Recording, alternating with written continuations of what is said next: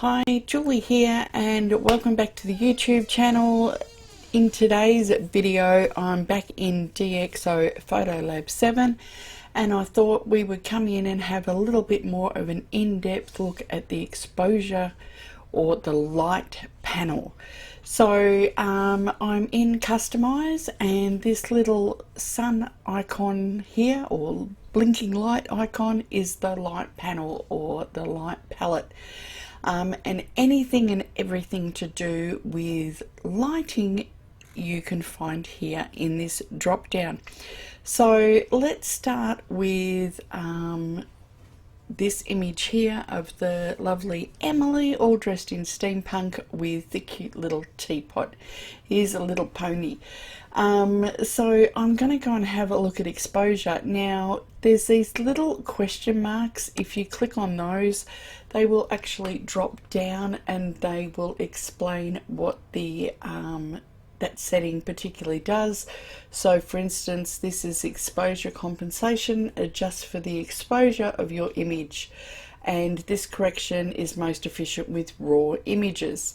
So the corrections looking at highlight priority, center weighted average, and or you can go to manual. So you can have a little look at the drop down there, and you have got like I said, so there's highlight priority, center weighted, or you can go to manual. So if you just want to go to say center weighted, and it will give a center weighted light exposure for the measuring the light for the whole image.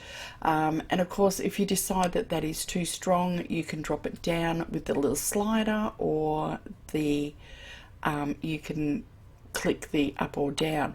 So let's have a little look. So this is highlight priority slight, which is quite dark, highlight priority medium, which I don't really think did anything, highlight priority strong, which made it really dark, and of course going back to the center weighted, which I actually didn't mind. But if I want to go to manual, and if you make any changes, it will make it back to manual. And of course, if you want to reset your image, just click reset, and you can come in here. I'm just going to turn that off. You can come in here and you can change your exposure yourself. I actually kind of liked where it got to with that center weighted. So that's that one done. The next one is smart lighting. So clicking on the question mark again, this tells us that the smart lighting optimizes the dynamic range by unblocking shadows or recovering highlights. Again, this is most efficient with raw images. So, and of course it's telling us what's here. So there's uniform, which is up here, so you can get it to be adjusted based on the full image content. You can go to spot weighted, which means that it will be the corrections will be on a specific area. In this case, it has selected the face, which is probably exactly what I want for this particular image. Then there is the tool, which allows you to so you can click on the tool and you can select a particular area. Like I said, it's already detected the face here, so I'm going to leave that. The mode allows you to choose whether it's slight, medium or strong, and then of course you've got the intensity where you can play around with that as well. So that's looking at the smart lighting. So it's terrific to be able to use all of these to our benefit.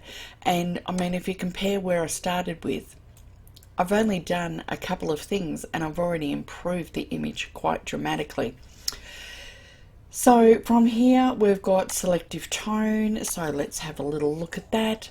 That allows you to adjust the brightness of a given tonal range, so you can adjust the highlights, the shadows, the blacks, etc., your mid-tones and all the rest of it. So we can come in and we can selectively tone each of these. I still want a bit of shadow in there, and I do want just a touch of black, but not much, because I don't want to brighten it up, darken it up too much. I might just even bring my mid-tones out a little bit. So that's where we were, and this is where we are now. Okay, so the next one is clear view. So, and you can, don't forget, you can obviously just switch these on and off. Now, what clear view does, it allows you to improve the contrast and the sharpness of your images by removing any atmospheric haze or fog. Now, this is fantastic in landscapes, but it's not fantastic in portraits. Have a look when I zoom in.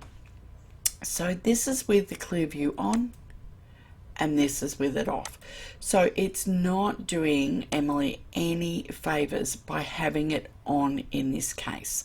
So you really do need to go and play and tweak these and see what works and what doesn't. I've been great so far with everything that I've done, but I did not like the clear view plus on this particular image. So the next one that I want to have a look at is contrast. Now let's have a look at this again, because we're looking at all of them. Contrast lets you add more punch to your image. So you can boost your contrast one way or the other, and there's normal contrast, which is the global contrast to the whole image. Then there's micro contrast, which allows you to just deal with very small details. Then they've got fine contrast, which allows you to do with medium-sized ones. Then if you go into advanced, you've got highlights, midtones, and shadows as well. So sometimes you just have to click on the little plus to be able to see what else it can do. So I can select auto.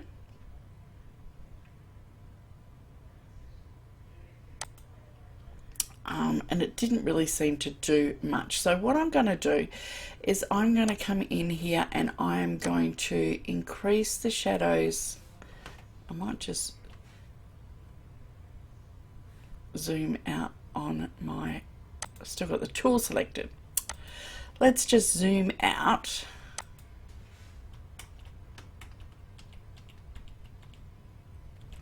There we go.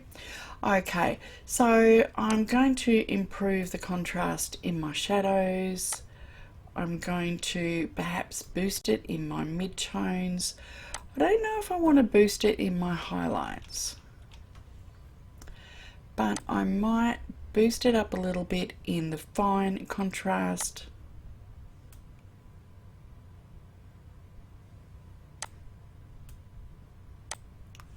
And I'm talking small, so you can click on there's a little auto icon for the micro contrast, so you can click that and it will play around with it, whether you like it or not. I think I preferred it when it had just a touch. So that's without the contrast, and that's with the contrast. It is subtle. It's more about putting a little bit of punch into the shadows on this particular image. Okay, so the next thing I want to have a look at is the tone curve. So, oops, dropping that down. So the tone curve is a complex but powerful tool that lets you modify the brightness of pixels as a function of the current brightness. Global or channel by channel, see the user guide for more details. So that's what it's got in there. So we can come through and we can either do the RGB, so we can come and put just a subtle S curve.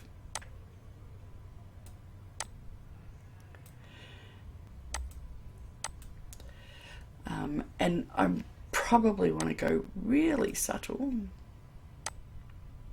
Oh, I don't want to go too strong at all. But what you can do with the curve, now if you've used tone curves in other programs, you're probably used to this one, or maybe it's something you've never seen before. So if you click on the drop down, you can go through and you can play with the colors. So if I want to increase the reds, for instance, I can bring that up. If I want to increase the cyans, which is the opposite, I can drop that down. Same again, I can come in with the green panel, so you've got green on one side and you've got magenta on the other. That's starting to look a little funky. Oops.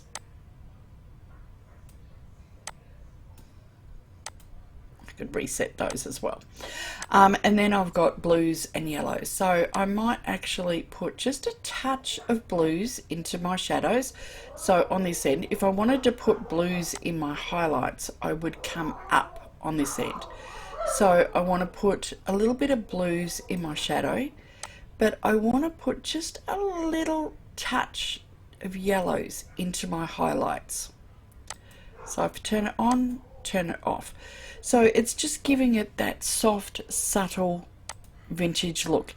If I go back to the RGB panel, if I anchor these points and bring my blacks up, I can really drop out. Same again, anchor the highlights. I can drop it from 255 to 244, and what that means is I've cut out some of the true blacks and the true whites, and that gives it that soft vintage look. Okay, so that's the tone curve. So we have gone from this image to this image, which I have brightened it up considerably. I've played with the contrast, I've played with the tone curve, and I've given it that slight vintage vibe. Now, of course, if I didn't like any of those, I could turn the tone curve off, or if I want to, I could reset it and try again. You don't have to reset the entire image, you can just reset the tone curve. So moving down from there, we've got vignetting. Now, the vignetting is not adding a vignette to the edge of the image, it is just doing a correction. So you can come through, you can manually correct, or if you load auto with DxO options, when you load your images into PhotoLab for the first time with a new camera or a new lens, it will prompt you to load those specific optics into PhotoLab. So when you are doing vignetting, you can load those optics and they will automatically correct for any vignetting that is known for that particular lens that you are using.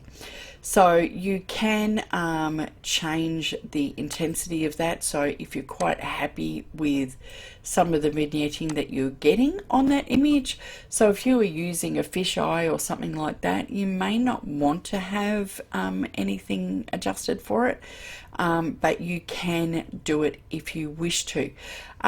So there's more information there, obviously, if you click on the little question mark, and that goes through and explains more about what the different corrections, intensity, etc. will do for your image. So I'm going to pretty much leave that there for this one. That's going through and using the light panel on this cute little portrait of Emily and Teapot. So thanks for watching, and don't forget to like and subscribe, and I'll see you next time. Bye for now.